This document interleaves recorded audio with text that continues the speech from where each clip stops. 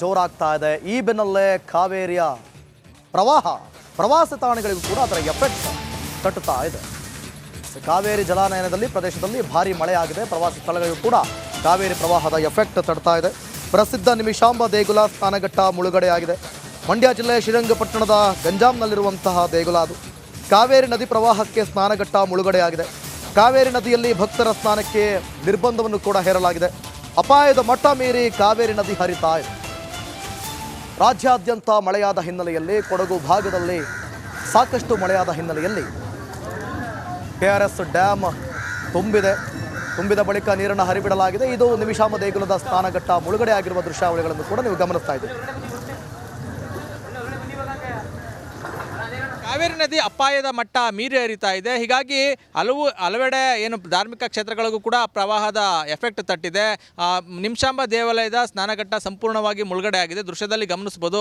ಏನು ನಿಮಿಷಾಂಬ ದೇವಾಲಯ, ಶ್ರೀರಂಗಪಟ್ಟಣದ ನಿಮಿಷಾಂಬ ದೇವಾಲಯಕ್ಕೆ ಪ್ರತಿನಿತ್ಯ ಸಹಸ್ರಾರು ಸಂಖ್ಯೆಯಲ್ಲಿ ಭಕ್ತರು ಬರ್ತಾರೆ. ಬಂದಂಥವರು ಕಾವೇರಿ ನದಿಯಲ್ಲಿ ಸ್ನಾನ ಮಾಡಿ ಆನಂತರ ದರ್ಶನ ಮಾಡುವಂಥದ್ದು ಒಂದು ಪದ್ಧತಿ. ಆದರೆ ಈಗ ಕಾವೇರಿ ನದಿಯಲ್ಲಿ ನೀರಿನ ಮಟ್ಟ ಏರಿಕೆ ಆಗಿರುವಂಥ ಹಿನ್ನೆಲೆಯಲ್ಲಿ ಸ್ನಾನಘಟ್ಟ ಸಂಪೂರ್ಣವಾಗಿ ಮುಳುಗಡೆಯಾಗಿದೆ. ದೃಶ್ಯದಲ್ಲಿ ಗಮನಿಸ್ಬೋದು. ಈಗ ಇಲ್ಲೇನು ಮೆಟ್ಲುಗಳೆಲ್ಲ ಸಂಪೂರ್ಣವಾಗಿ ಮುಳುಗಡೆ ಆಗಿರುವಂಥದ್ದು. ಇಲ್ಲಿ ಬಂದಂಥವರು ಏನು ನದಿಯಲ್ಲಿ ಸ್ನಾನ ಮಾಡಿ ಆನಂತರ ದೇವರ ದರ್ಶನ ಮಾಡಿದ್ರೆ ತಾಯಿ ಒಲಿತಾಳೆ ಅನ್ನೋದು ಒಂದು ನಂಬಿಕೆ. ಆ ಕಾರಣಕ್ಕಾಗಿ ಇಲ್ಲಿ ಬಂದಂಥವರು ಸ್ನಾನವನ್ನು ಮಾಡ್ತಿದ್ರು. ಆದರೆ ನದಿಯಲ್ಲಿ ನೀರಿನ ಪ್ರಮಾಣ ಹೆಚ್ಚಾಗಿರುವ ಕಾರಣಕ್ಕಾಗಿ ಸಂಪೂರ್ಣವಾಗಿ ಸ್ನಾನಘಟ್ಟ ಮುಳುಗಡೆ ಆಗಿದೆ. ಸ್ನಾನ ಮಾಡಿದ ಬಳಿಕ ಭಕ್ತರು ಬಟ್ಟೆ ಬದಲಿಸೋದಕ್ಕೆ ಒಂದಷ್ಟು ಏನು ಕೊಠಡಿಗಳನ್ನು ನಿರ್ಮಾಣ ಮಾಡಿದ್ದಾರೆ. ಆ ಕೊಠಡಿಗಳು ಕೂಡ ಸಂಪೂರ್ಣವಾಗಿ ನದಿಯಲ್ಲಿ ಮುಳುಗಡೆ ಆಗಿರುವಂಥದ್ದು.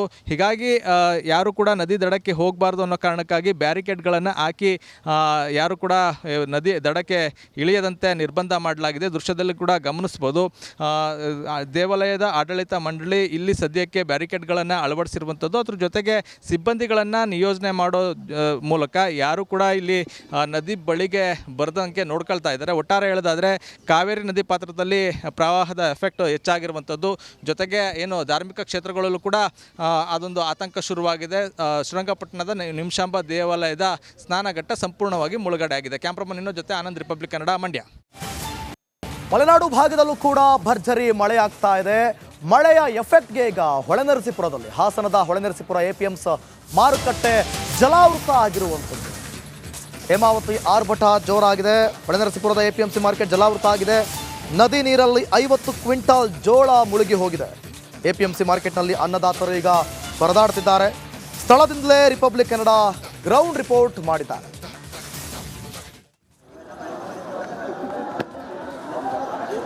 ದೃಶ್ಯದಲ್ಲೂ ಕೂಡ ಗಮನಿಸ್ತಾ ಇದ್ದೀರಿ. ಇದು ಹಾಸನದ ಹೊಳೆನರಸೀಪುರ ತಾಲೂಕಿನಲ್ಲಿರುವಂಥ APMC ಮಾರುಕಟ್ಟೆ. ಇಲ್ಲಿ ಸುಮಾರು 50 ಕ್ವಿಂಟಾಲ್ಗೂ ಅಧಿಕವಾಗಿ ಜೋಳ ನೀರಿನಿಂದ ಜಲಾವೃತ ಆಗಿದೆ.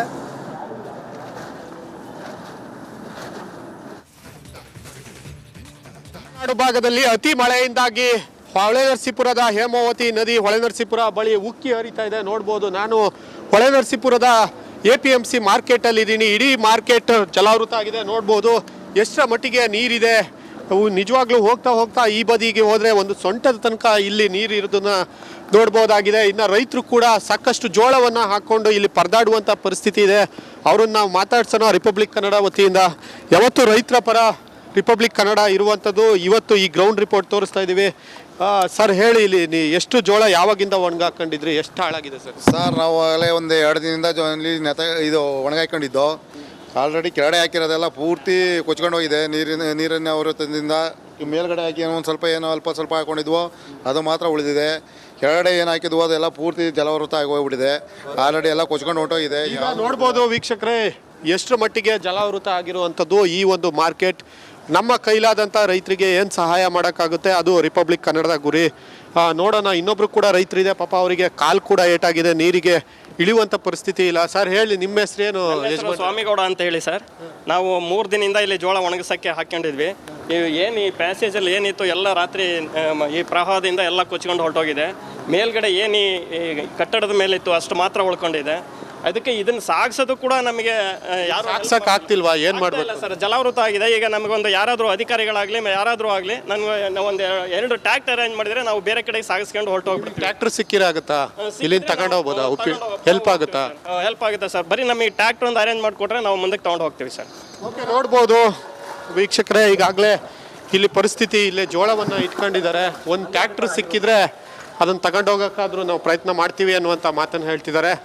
ಆದಷ್ಟು ಈ ಒಂದು ಸಹಾಯ ಮಾಡ್ಲಿಕ್ಕೆ ಕೂಡ ಈ ಒಂದು ಮಳೆ, ಈ ಒಂದು ನೆರೆಯಲ್ಲಿ ನಾವು ಪ್ರಯತ್ನವನ್ನು ಕೂಡ ಮಾಡೋಣ. ನೋಡ್ಬೋದು ಇಡೀ ಒಂದು ಎಷ್ಟು ಎತ್ತರ ಇದೆ, ಇಡೀ ಕಟ್ಟೆ ಸಂಪೂರ್ಣ ಜಲಾವೃತ ಆಗಿರುವಂಥದ್ದನ್ನು ನೋಡ್ಬೋದು.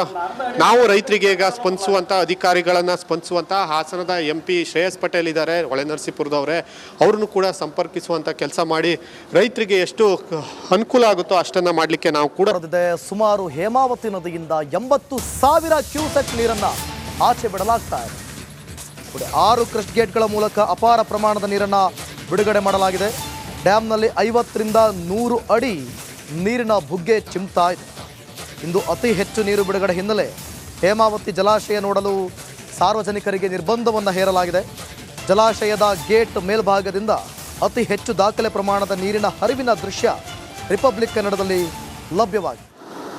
ಹಾಸನದಲ್ಲಿ ವರುಣಾರ್ಭಟ ಜೋರಾಗಿದೆ. ಹೀಗಾಗಿ ಹೇಮಾವತಿ ನದಿಯ ಡ್ಯಾಮ್ ತುಂಬಿ ತುಳುಕ್ತಾ ಇದೆ. ಈ ಬೆನ್ನಲ್ಲೇ 80,000 ಕ್ಯೂಸೆಕ್ ನೀರನ್ನು ಆಚೆ ಬಿಡಲಾಗ್ತಾ ಇದೆ.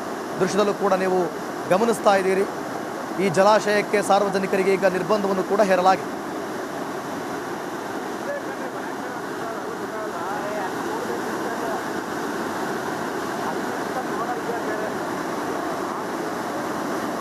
ಹಾಸನ ಮಲೆನಾಡು ಭಾಗದಲ್ಲಿ ವಿಪರೀತವಾಗಿ ಬೀಳ್ತಾ ಇರುವಂತಹ ಮಳೆಯಿಂದ ಹೇಮಾವತಿ ಜಲಾಶಯಕ್ಕೆ ದಾಖಲೆ ಪ್ರಮಾಣದ ನೀರು ಹರಿದು ಬರ್ತಾ ಇರುವಂತದ್ದು. ಇವತ್ತು ಹೇಮಾವತಿ ಜಲಾಶಯದಿಂದ ಸುಮಾರು 80,000 ಕ್ಯೂಸೆಕ್ ನೀರನ್ನ ಹೊರಬಿಡಲಾಗ್ತಿದೆ. ಇನ್ನು ರಿಪಬ್ಲಿಕ್ ಕನ್ನಡದಲ್ಲಿ ನಾವು ಹೇಮಾವತಿ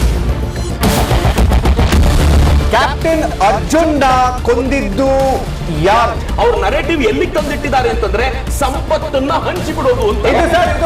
ಇದು ಸ್ಟುಡಿಯೋ ಟಿಪ್ಪು ಜಯಂತಿ ಮಾಡಕ್ಕೆ ಅವ್ರಿಗೆ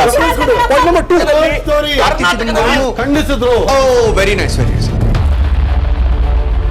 ಯಾರು ತಪ್ಪು ಮಾಡಿರೋದಿಲ್ಲಿ? ಓಲೈಕೆ ಹೇಳಿಕೆ ಇದು ಅಂತ ಹೇಳಿ ಯಾಕೆ ಪರಿಗಣಿಸಬಾರದು? I.N.I. ಕಿಚ್ಚಕ್ಕಲ್ಲ ಇದು ವೇದಿಕೆ. ಇದು ಫೋಟೋ ಎಲ್ರಿಗೂ ಒಂದು ಟೈಮ್. ನಿಮ್ಮ ಸಮಯ ಮುಗಿದಿದೆ. ಅವ್ರು ಹೇಳೋಕ್ಕಿಂತ ಮುಂಚೆನೆ ಹೇಗೆ ಪ್ರತಾಪ್ ಸಿಂಹ ಪಾಸ್ ಕೊಟ್ಟಿದಂತ ಆಗ್ಲಿ ಡಿಕ್ಲೇರ್ ಆಗೋಗಿತ್ತು ಅಂತ ನನಗೊಂದು ಡೌಟ್ ಬಂತು. ಸಾಕು ನಿಲ್ಸಿ. ಕೆಟ್ಟ ಪದ ಬಳಕೆ ಕಾಂಪಿಟೇಷನ್ ಇಟ್ಟಿಲ್ಲ ನಾವಿಲ್ಲಿ.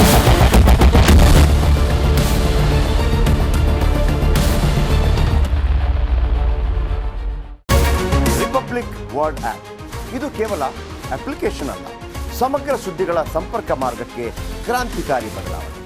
ರಿಪಬ್ಲಿಕ್ ವರ್ಡ್ ಆಪ್ ಕೇವಲ ಸುದ್ದಿ ಅಪ್ಲಿಕೇಶನ್ ಪರಿಚಯಿಸ್ತಾ ಇಲ್ಲ, ಬದಲಾಗಿ ಡಿಜಿಟಲ್ ಸುದ್ದಿ ಬಳಕೆಯ ಹೊಸ ಯುಗಕ್ಕೆ ನಾಂದಿ ಹಾಡ್ತಾ ಇದೆ. ಇದೊಂದು ಬ್ರೇಕಿಂಗ್ ನ್ಯೂಸ್, ಪ್ರಭಾವಶಾಲಿ ಕಾರ್ಯಕ್ರಮಗಳಿಗೆ ಗಟ್ಟಿಯಾದ ನ್ಯೂಸ್. ಇಲ್ಲಿ ಕೇವಲ ತಾಜಾ ಸುದ್ದಿ, ಅದರ ನೇರ ಪ್ರಸಾರ ಮತ್ತು ಚರ್ಚೆಗಳಿಗೆ ಮಾತ್ರ ಅವಕಾಶ. ರಿಪಬ್ಲಿಕ್ ವರ್ಲ್ಡ್ ಆ್ಯಪ್ ಡೌನ್ಲೋಡ್ ಮಾಡಿಕೊಳ್ಳಿ. ಗೂಗಲ್ ಪ್ಲೇಸ್ಟೋರ್ ಮತ್ತು ಆಪಲ್ ಆ್ಯಪ್ ಸ್ಟೋರ್ನಲ್ಲಿ ಲಭ್ಯವಿದೆ.